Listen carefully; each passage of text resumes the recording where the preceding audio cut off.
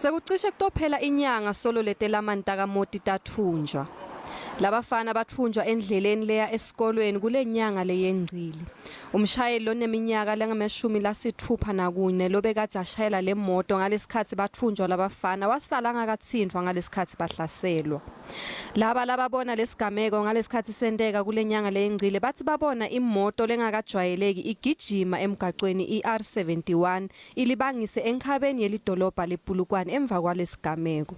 We were currently in a traffic jam, and as I was fixated on a traffic jam, my eye caught something on my right hand side which appeared to be dust, and when I looked I saw a car going down on the island, and it looked like it was being chased by the police. It was going very fast.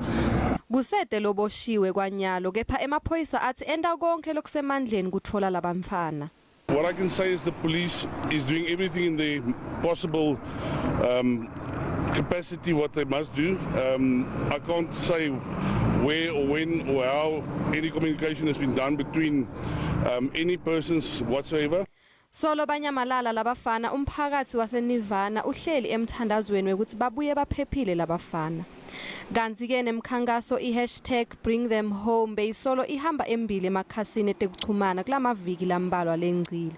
Lapho bamfu bebacela khona ukuthi labamfana babuyiswe ekhaya baphephile.